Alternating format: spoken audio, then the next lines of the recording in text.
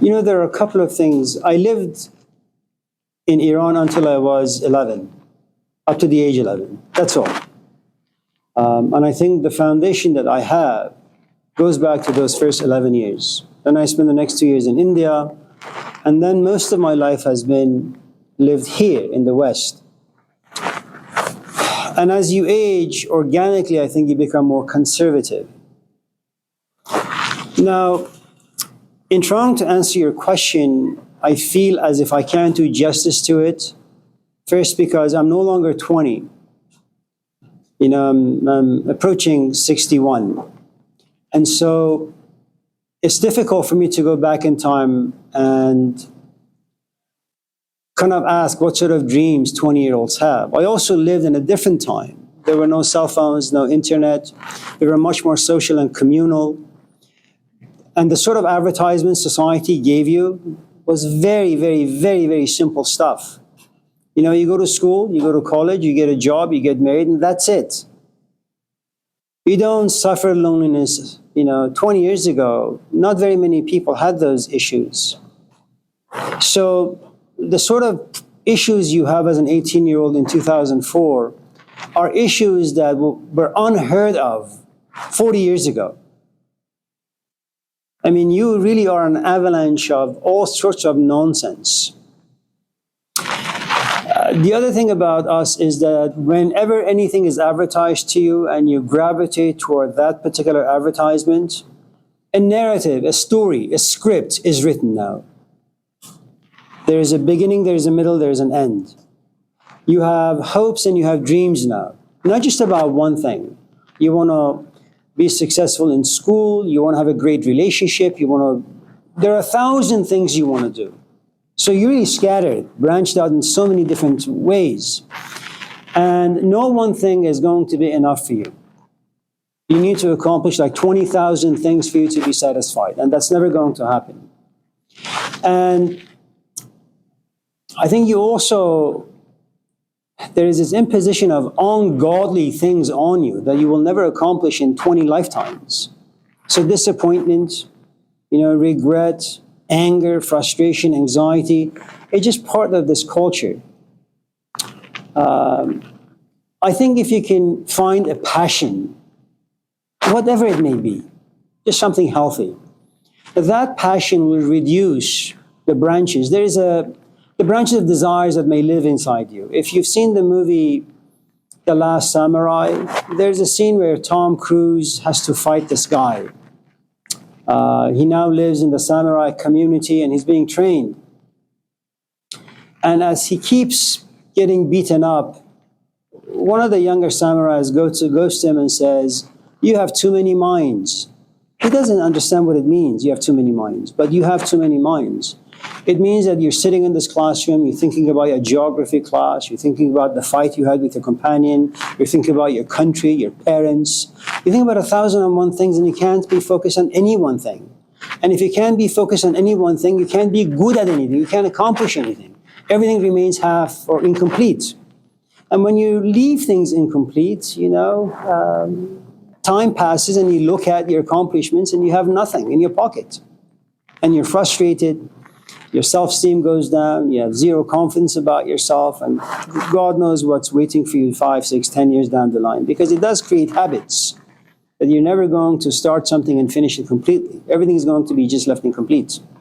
If on the other hand you can find a passion, as Tom Cruise did, all of a sudden he became very, very focused. And once he was focused, he was able to compete and in fact beat the other guy. If you can find a passion, that passion gets rid of a good amount of garbage. You want to focus on school now, and maybe you smoke. And all of a sudden, because you have given school some importance, smoking is not as interesting anymore. Your friends who smoke are not as interesting anymore. If you used to call your parents once a month to tell them about how you're doing in school, now that you're doing really good in school, you call them every week. And your relationship becomes stronger. Your desire to go back to your country becomes stronger. And I think that may be the solution to the anxiety facing a lot of young people. Find something that's interesting to you. Stay in school. It's a good political move. Get it done as quickly as possible. And if you can find a passion, that passion will force, going to his question, if you can find a passion you're in love with, it'll generate a good amount of focus. And then, of course, you'll get to be my age, lots of writing, lots of this, lots of that, and then you sit back and say, for what? Except that the passion I had, it took me about 40 years to come to a place where you say, it's been a waste of time. But it took 40 years. Yeah, very good. Yeah. It was very good before today. Yeah.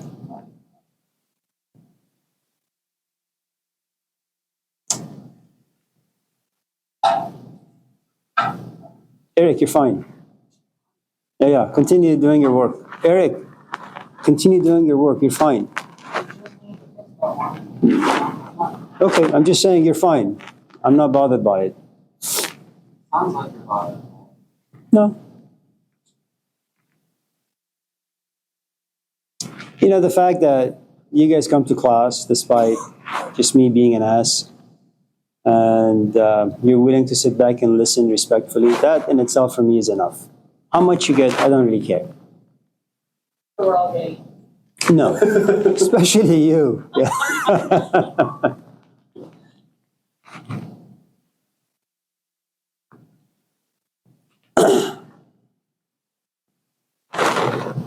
Oh, Mayor.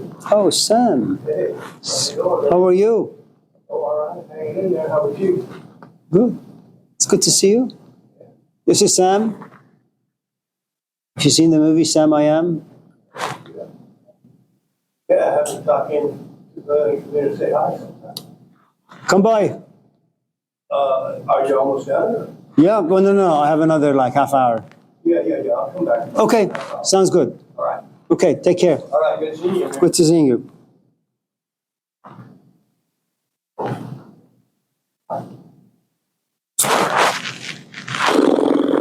Yeah. What about self-love?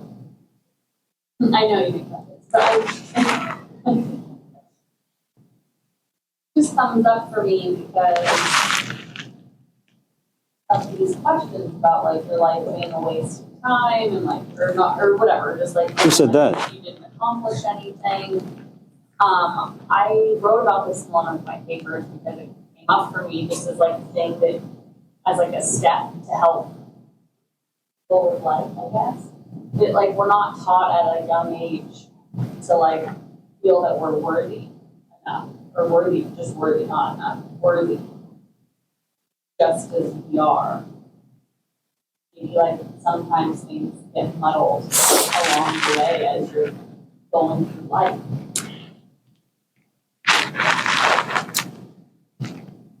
I went to my son's room yesterday, and it's a mess. He says, "Dad, do you love my room?" I gently walked towards him, grabbed him by the throat, gave him a kiss, and then slapped him. Gently, of course.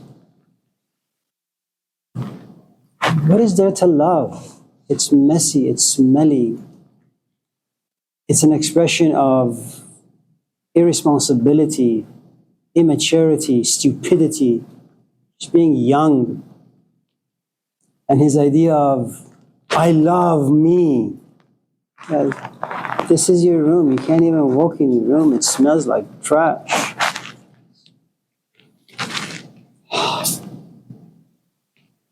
I think when you're young, you're like a sponge. You just absorb all sorts of things without much reflection, without much awareness, mindfulness. You don't examine. You fall in love with, all these ridiculous, stupid people. Forgive me. And then you watch a couple of Oprah Winfrey shows, and then you say, I love me. Why the hell do you love me? What have you done? You've only created garbage. You smell bad, you look bad, everything about you is bad.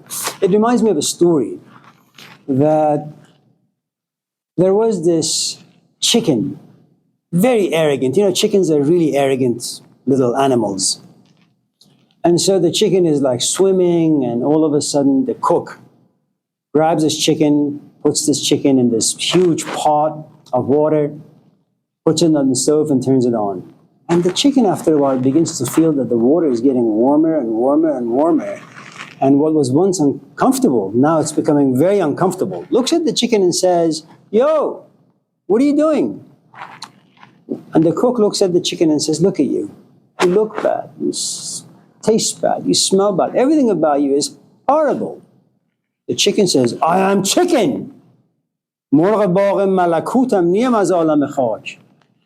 I am a bird from paradise. How dare you insult me? I am me. I love me." And the cook looks at the chicken and says, "A stupid bird. You know, it's not fun to be insulted because you're born with loving yourself, loving your body. Even though you know you're wrong, you insist that you're right. All of us in this class have done it. You know, you don't know much about the history of Israel and Palestine, and yet you open your mouth and you talk endlessly about it. And then you go home and say, "I really don't know that much, but I really did a good job rambling on for 5 hours, didn't I?"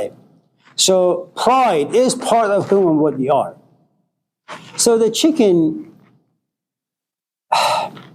has this moment of grace. There's this opening, goes to the bottom of the pot and says, "What if the cook is right? What if I shouldn't love me? What if I smell bad and I look bad and I taste bad? What if I was to trust the cook?" And goes up and says, "Well, I can't really trust the cook because the cook may be like one of those predators, you know, who wants my body or who wants my money or who wants this or who wants that." And goes up to the pot, looks at the cook, and has a spidey sense feeling about the cook. Doesn't look too bad, feels okay. Asks the cook, "So if I was to follow your prescription, what would happen?" "Well, I'll cut some onions, some tomatoes, some carrots, put some salt, pepper, turmeric, this and that. And then I'll put the lid on this pot. After 5, 6 hours, man, you'll look good and you'll taste good. And then you'll be مرغ باغ ملکوت. When people look at you, smell you, taste you, they will be reminded that they too long time ago lived in the Garden of Eden, that you could fly, you could sing."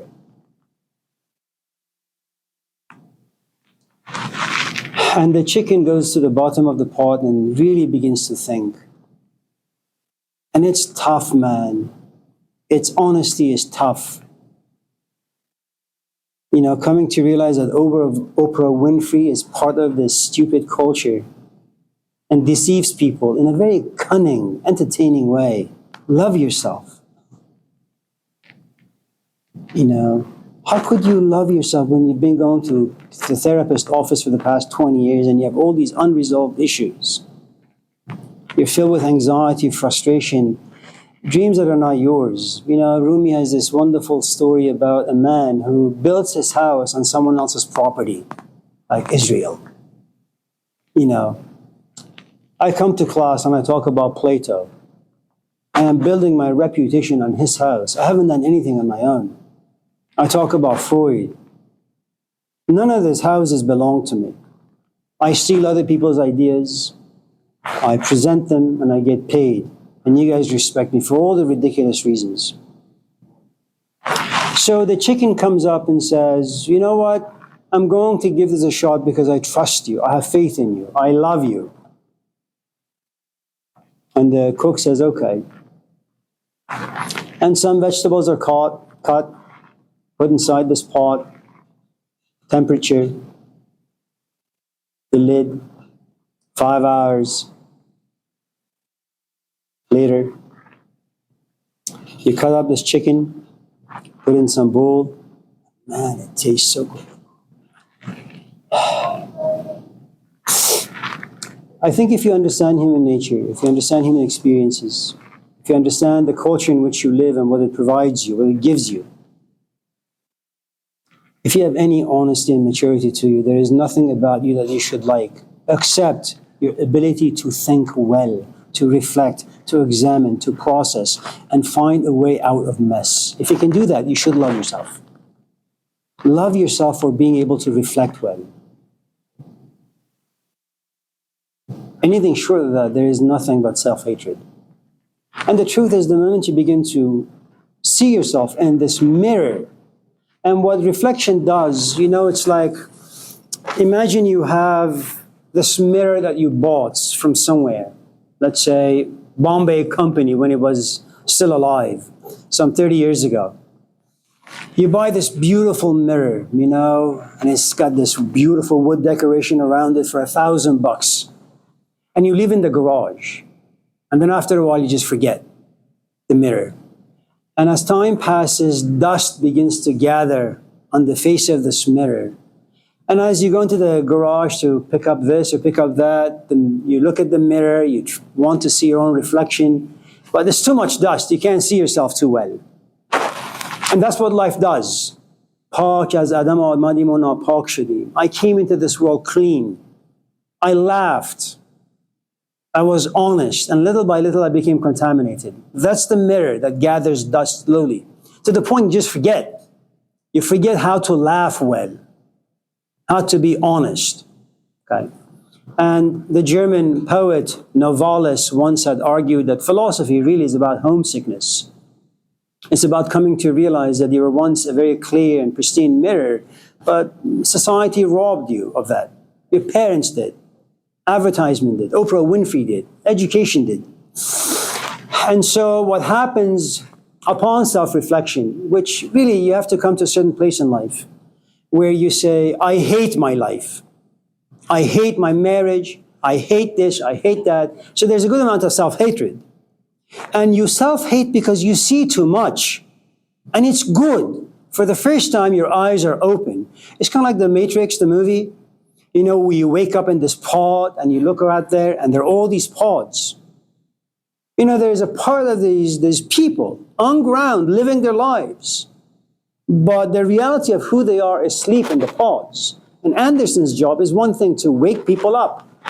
And once you wake up, what do you see? Well, you see trash everywhere, inward and out, as well as outward. There is nothing to like about yourself.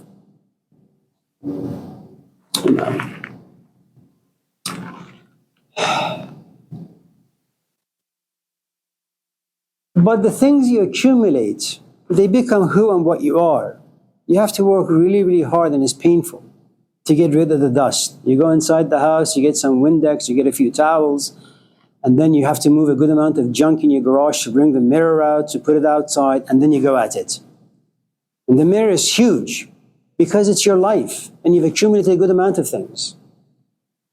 And you realize you thought it's going to be a 10-minute task, as Oprah Winfrey said. You look at all these YouTube clips, and it's all about, well, if you want to overcome this particular addiction, 10 minutes. Everything is like IKEA. There's a pamphlet.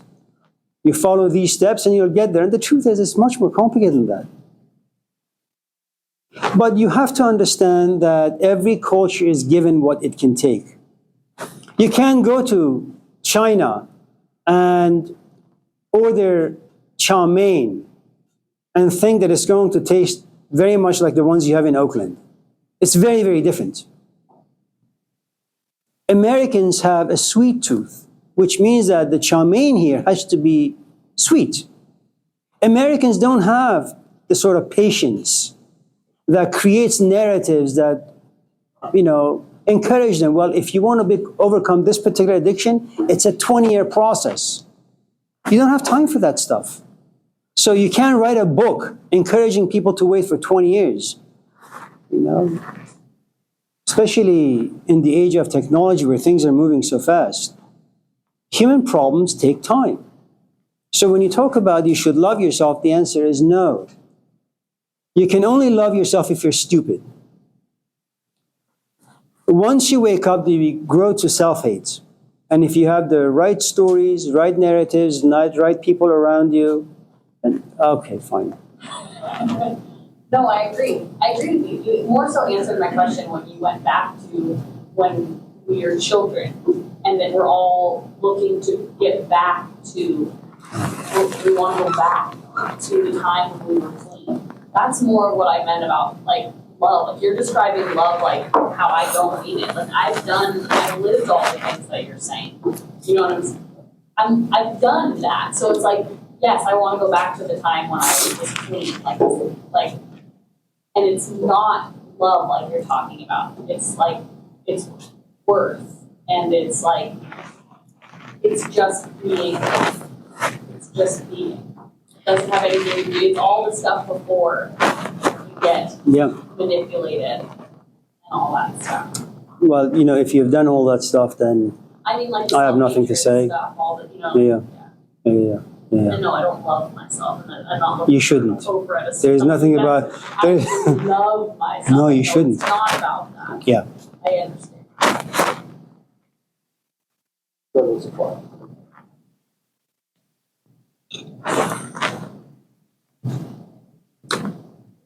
By the way, I'm not suggesting that you should leave the class hating yourself. I mean, it'd be good, but you shouldn't do it if you don't have the proper tools. So, you know, we have like 10 minutes. Can we do something like Eric? I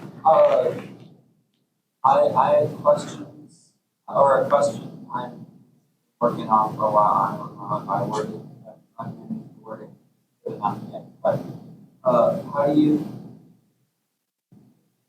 live with if you have an idea of a ethos for society that you individually can't actually live up to?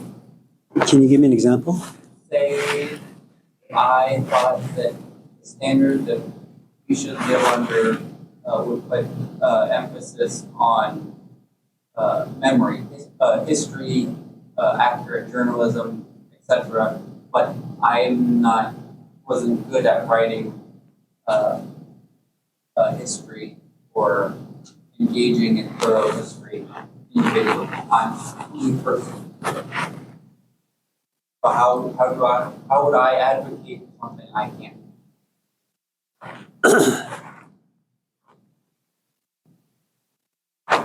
My father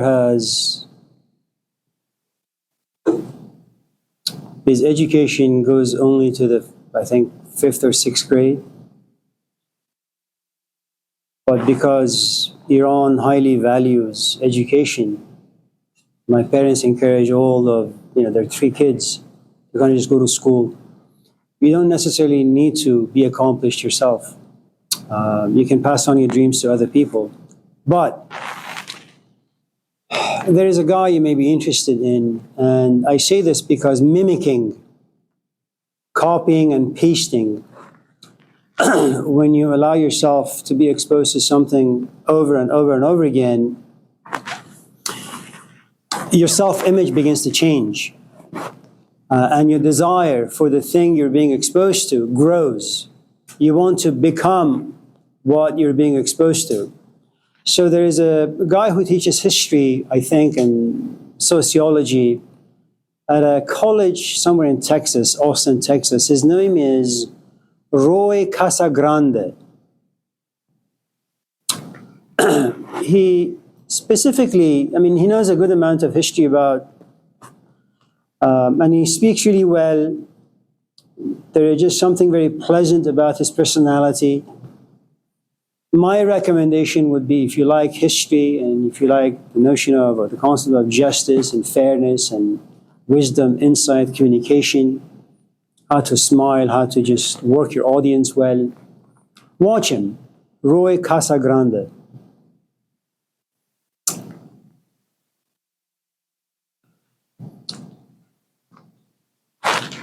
One of the problems with hanging out with people who are better than you is that your self-worth diminishes. If at the same time you like the people you're hanging out with, they will force you to become like them without really forcing you. something about you says, I'd like to talk like that, and I like to be like that.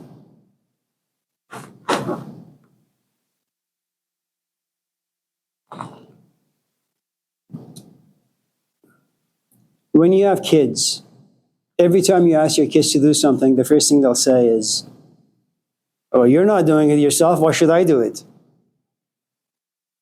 And then you realize next time you want to say something to your kids, make sure you've done it yourself. Otherwise, they'll just checkmate you.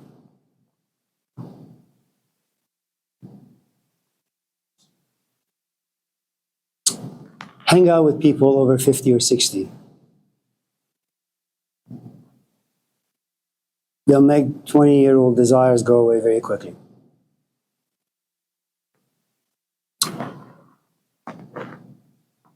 Maybe you have like time for a quickie. How do you going to affecting the Pain.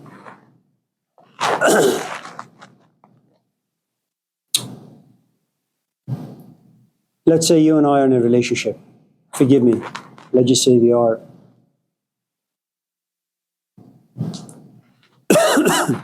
For some strange reason, you wake up at 2 in the morning, you're tossing, you're turning in bed, and you're questioning whether or not this relationship is going well, or why. There are some missing components. You may not know what they are.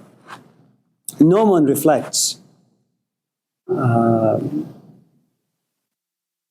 If things are comfortable, if they're pain-free. Reflection is only because there is a gap between you and your life, where you step outside of your life, look at your life from a distance, and then you judge it, you examine it, you break it open to see what lives inside. And when you do that, you won't like very much of it.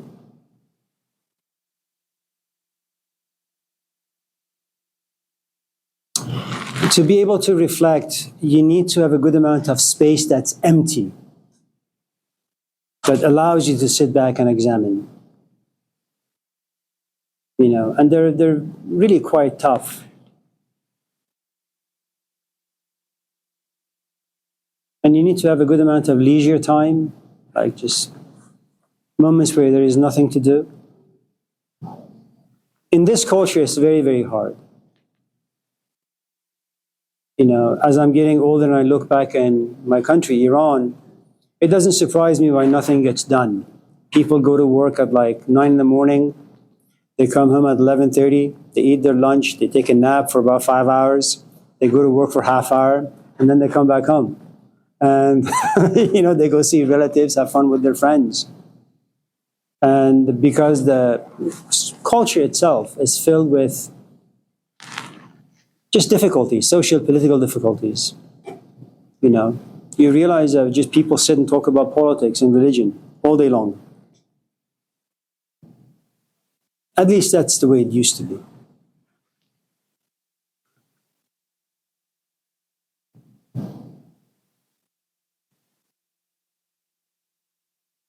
Abia. Yeah.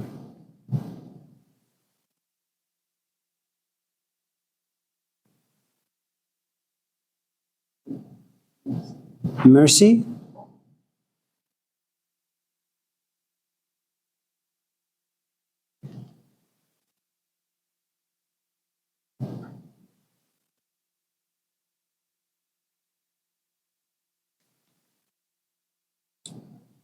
Can I be a little honest?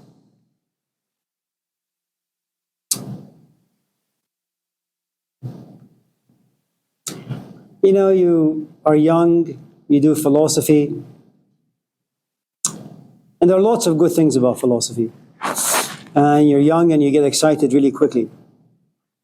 I mean, you have this like emotional erection all the time. Oh wow, Plato said this, and Camus said that, and Foucault said this other thing. And then you go to school and you get to a position of power. You come to class and you teach. And let's just say you happen to have come from a culture or an environment where it's an open door policy. You like your students, you're social, you're communal.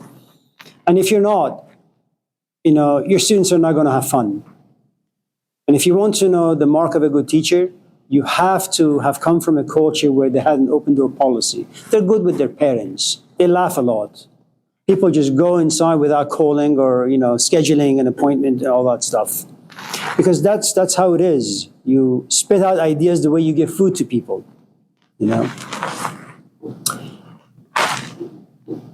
And so you're very giving with your time and energy.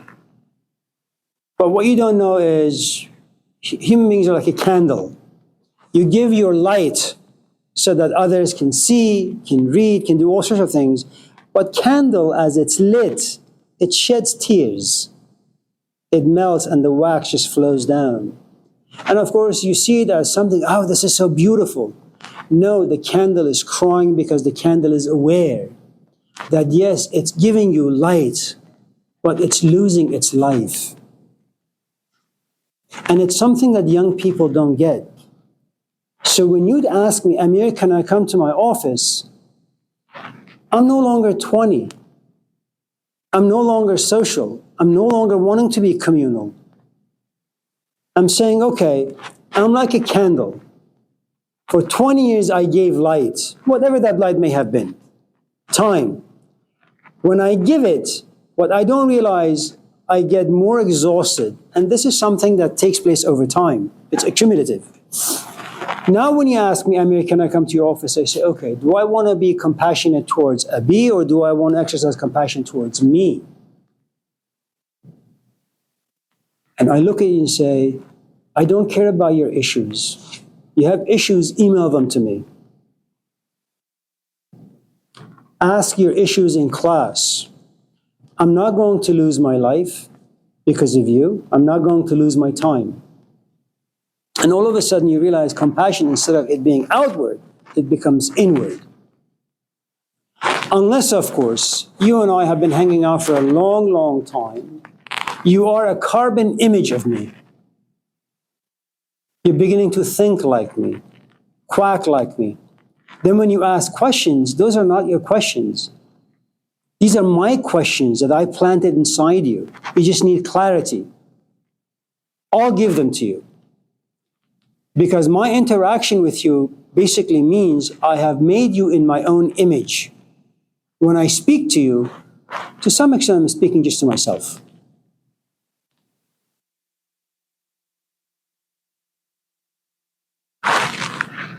گفتم دل و جان در پی کارت کردم هر چیز که داشتم نثارت کردم گفتا تو که باشی که کنی یا نکنی این من بودم که بیقرارت کردم. We came to this class for 3 units. You approach the assignments like all the other assignments you've had for the past 20 years. All of a sudden you come to my office and you ask all these questions. These questions are not yours. The emotions behind the questions are not yours. The thoughts behind the questions are not yours. They're created in this class by me. They're mine.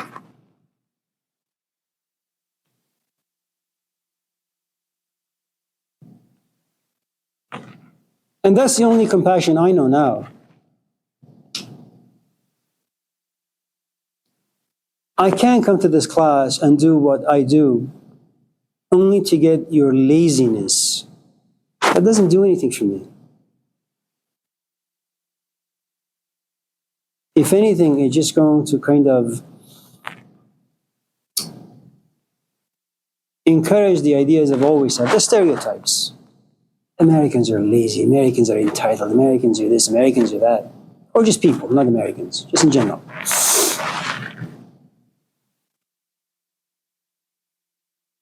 And as a mother, if you used to hang out with your friends all the time, your compassion and mercy and time and everything else goes away.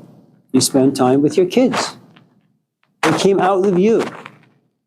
Friends come, friends go. Your kids, they're going to be there for a long time. And you need to have a good relationship with them. Because they need to come and visit you in the nursing home at least 4 or 5 times a week.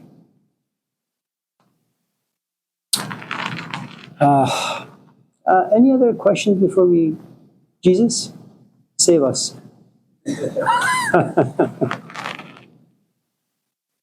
Tell your father I said hello. It's good to see all of you. Remember, next week will be our last.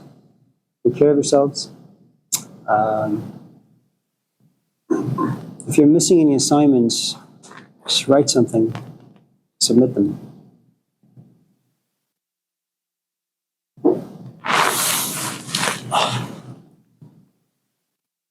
Assalamu alaikum wa rahmatullahi wa barakatuh.